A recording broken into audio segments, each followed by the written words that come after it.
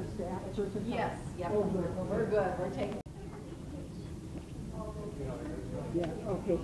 And, you know, here we've got another red meat chicken or rat. See look how awful it is. Oh my gosh. He's trying to fly. Oh. But he has his opinions, definitely.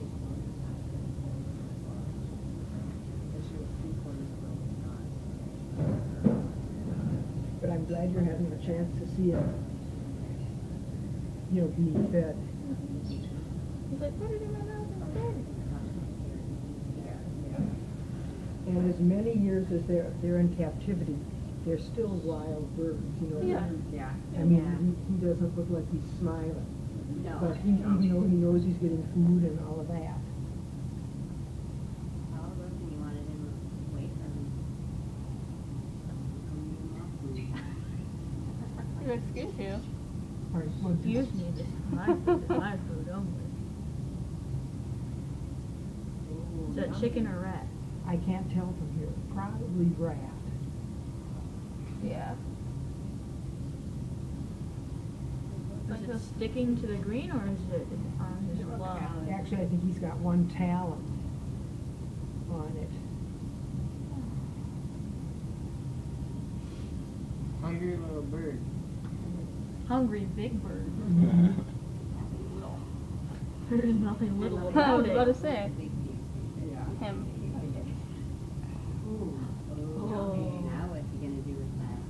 It's like, I don't know, I got a nice chunk in the talon. That he's eating. Well, right now he's getting a combination of rat and chicken. And it is all parts of it, so we could feed them salad, but they wouldn't like it too much. Yeah, right. Yeah. So they need the fur and the bones and the organs and all of those pieces of the prey in order to stay healthy and keep their digestion healthy. Yes.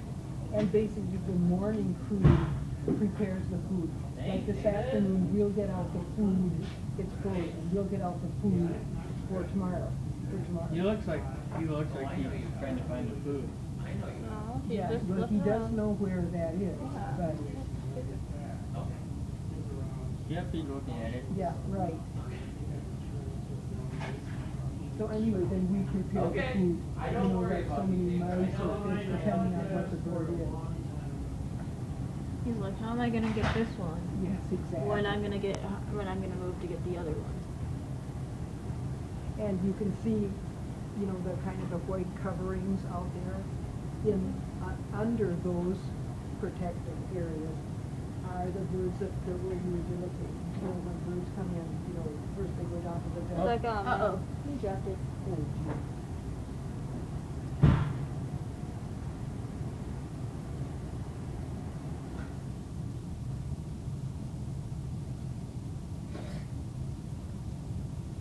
I hope he's not going to put it back there as a little stash.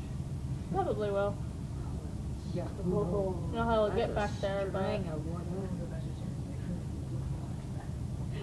Well, why don't we move to the next bird? And,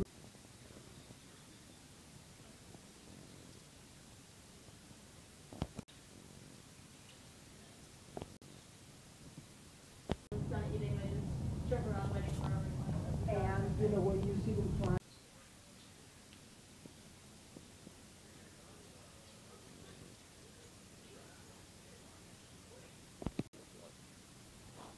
So they have 4 toes on their American kestrel. And Indiana is in the box down there, right? Now, with these are the small North American raptors that you can tell by coloration if they're male or female. The male has more blue on the cap and more blue on the outside of the wings. Violet is a female.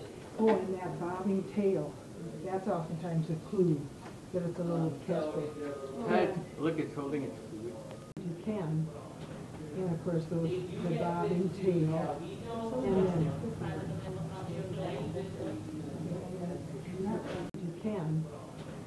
course, the bobbing tail, and then and more blue on the outside. Okay, now he's doing the rouse too. You know, we saw that our fellow got all puffed up. It's getting like, oh. Because you can definitely see the more blue on the head and the wings. Good afternoon, more birds but they turn like they nail it. So what people say out. So they turn it around and they real quick. They can do it both ways. So I'll tell you about Kai.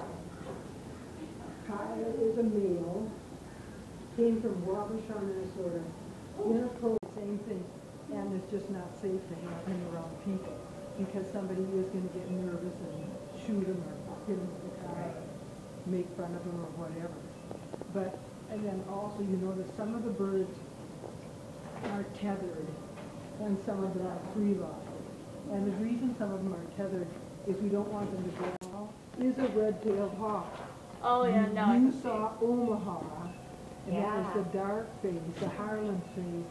This is a Kreider's face. You can still see it has the red of the red tail. Oh. Oh, okay. And that reminds me, when looks of the great horned owl, well, any of the owls are really special. I mean, their eyes are so penetrating. Yes, they really are. Now, yes, Okay. yes. Let's see. I was like, wait a minute, which one? I had to go by the same direction north now. Let's see. Yeah. Well, there's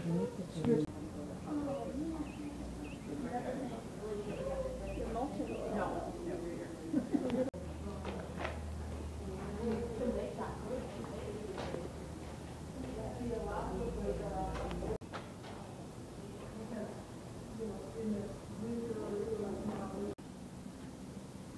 do your noise. And this one was, These like scream. Yeah, they're loud. we what? Like screams. It always sounded like someone getting. They sounded like what, McKenna? Hey, it responded. Did you hear it? I don't know if it'll do it, but no. Can't hear you. Yeah, they're so interesting.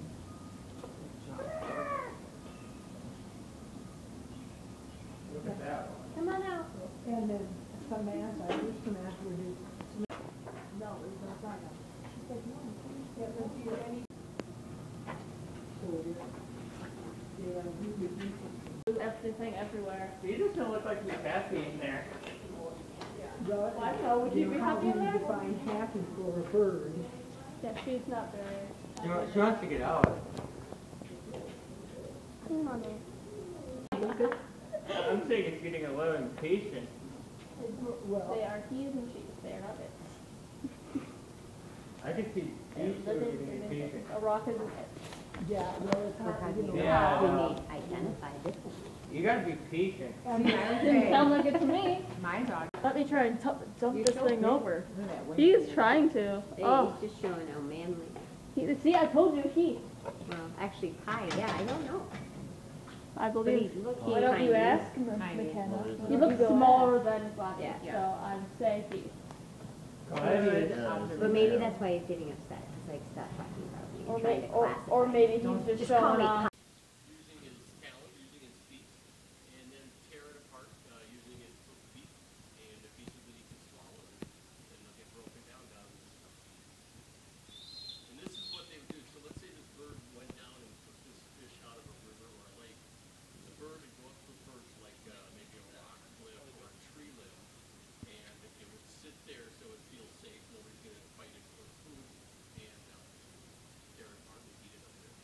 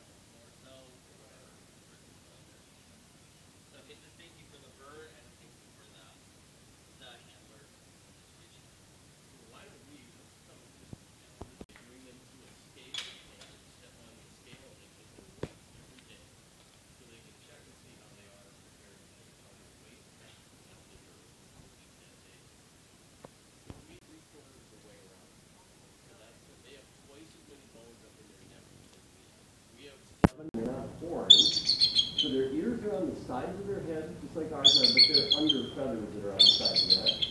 And they hunt at dawn and dusk, so to us it would seem dark.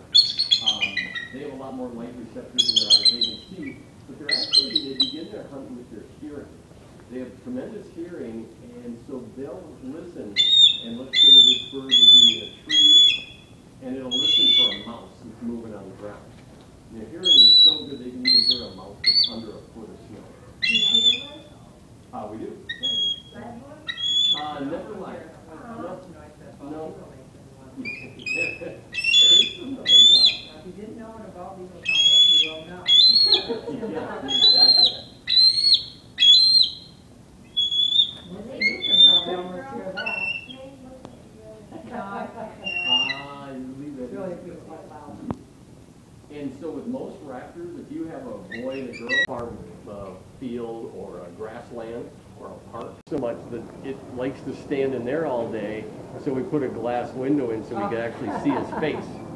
So that's his face we're seeing, and it's a really... Take a look, here's another great horned owl. So you can see those, we call them the same type of bird, though. It's got excellent vision, it's got the sharp talons on the end of its toes. No, they're primarily, we call them dire old daytime. Okay. Yeah. So it's, yeah, yeah. And so since it can withstand the cold of winter, this bird though will migrate along with insects. So it's always going to be in a climate warm enough where they can find insects. And you can really see that motion of the range of motion for that head. He's able to turn and pitch so much. Actually, I call it him. This is a female, this is a girl. So they kind of have bars or stripes across their throat.